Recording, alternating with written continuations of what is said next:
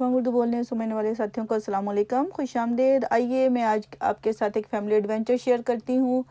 ये जो आपको ब्लू सा स्विंग नज़र आ रहा है, ये देखने में तो एक ऑर्डिनरी स्विंग है, लेकिन इसको हमने जो इसकी ख़ास बात थी, हमने इसको 50 फीट हाई इसको हमने लटकाया है ताकि बच्चों को ज़्यादा फ़न हो।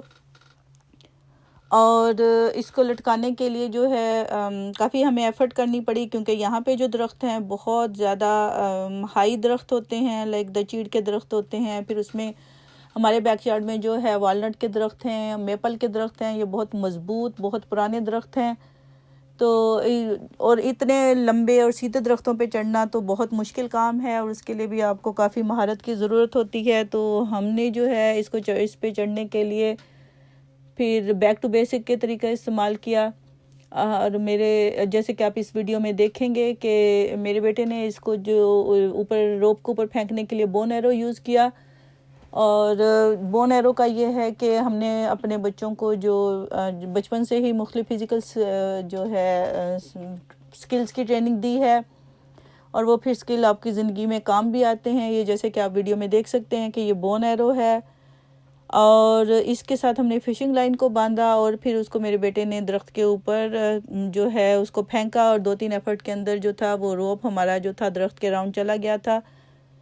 और इस तरह हमने उस झूले को वहाँ लटकाया। चूँकि बच्चे हमारे थोड़े से बड़े हैं तो इसलिए उनको वो ज़्यादा हाई चाहिए था, लेकिन अगर आपके बच्चे छोटे हैं तो आपको सेफ्टी मेजरमेंट का बहुत ज़्यादा ख्याल रखना होता है, और कभी भी इतना हाई स्विंग ना लटकाएं। और हमारा ये जो स्विंग था इसका जो है इसकी वेट कैपेसिटी जो है वो 450 पाउंड है, यानी 450 तक के वेट के लोग इसके ऊपर बैठ सकते हैं। इट मीन्स के 2-3 बच्चे इकट्ठे बैठ सकते हैं। और फिर इतने बड़े स्विंग के लिए हमें जो था रोप भी उसके मुताबिक चाहिए था। जो रोप था उसकी कैपेसिटी जो है वो 650 LB 50 पाउंड तक का वेट जो है वो बर्दाश्त कर सकता है।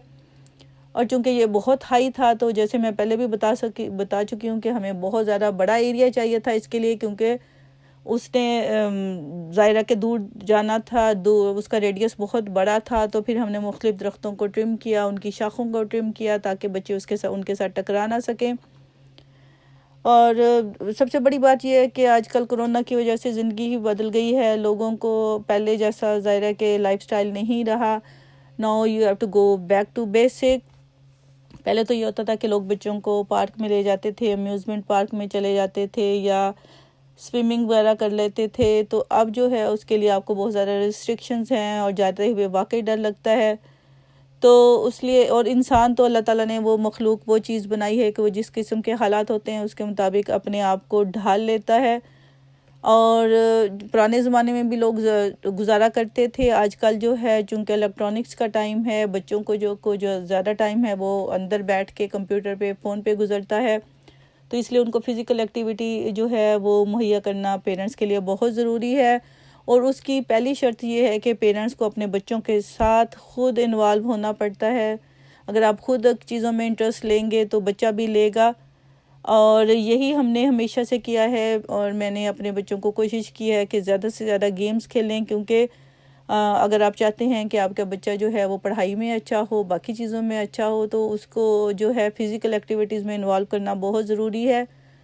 और जैसे कि आपने देखा कि हमने बोन एरो यूज़ किया है, और इस बोन एरो के सारे ही बच्चे एक्सपर्ट हैं। और जैसे कि मैं पहले भी आपसे बात कर रही थी कि पेरेंट्स को ख़ुद इन्वॉल्व होना पड़ता है। और ख़ास तौर पे आज के ज़माने में आप अपनी जो है जितनी भी आपके अंदर कैपेसिटी है, जितनी आपके पास जगह है, उसको इस्तेमाल करें। अपने बच्चे को घर के अंदर ही जो है फ़िज़िकल एक्टिविटीज़ में इन्वॉल्व करें, और एक हेल्दी लाइफस्टाइल दें। और ये सारी चीज़ें जो हैं ये पेरेंट्स के ऊपर ही डिपेंड करती हैं। एज ए पेरेंट आप जिस किस्म का माहौल देंगे बच्चा उसी को अडॉप्ट करेगा, उसके मुताबिक स्किल्स सीखेगा।